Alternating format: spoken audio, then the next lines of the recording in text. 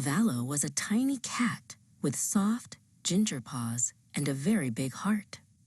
He loved to spend his days in the sunny garden, chasing golden butterflies through the tall green grass and hiding behind the bright red tulips. To Valo, every rustle of a leaf was a grand adventure. But there was one thing in the garden that made Valo's whiskers tremble with fear. It was Magnus, the giant dog who lived in the house next door.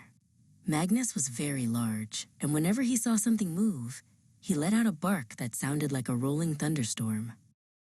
Whenever Magnus was nearby, Valo would scramble as fast as he could to the dark space under the porch.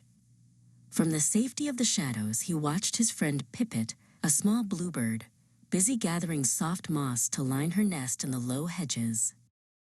One windy afternoon, the garden gate swung open with a loud creak. Magnus saw his chance for a run and came bounding into the yard. His big paws made a thump, thump, thump sound on the ground that shook the flowers. Near the ground, tucked inside a leafy bush, Pipit was busy feeding her 3 tiny chicks. They were too small to fly and chirped loudly for their lunch. Pipit was so busy that she did not hear the thumping paws getting closer and closer. Magnus was not a mean dog, but he was very big and very bouncy.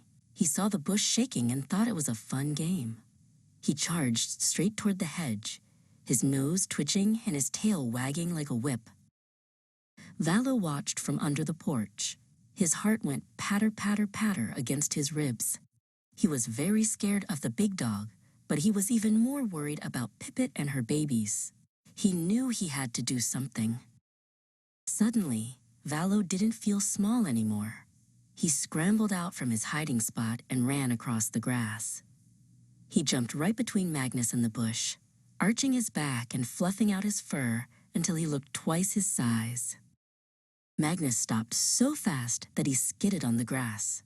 He had never seen the tiny cat stand his ground before. He looked at Valo's puffed-up fur and determined eyes, and he realized that the garden wasn't just for him to stomp around in. Magnus gave a small woof and trotted back through the gate.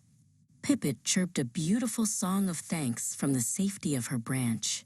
Valo sat tall in the sun, purring loudly. He learned that being brave doesn't mean you aren't scared.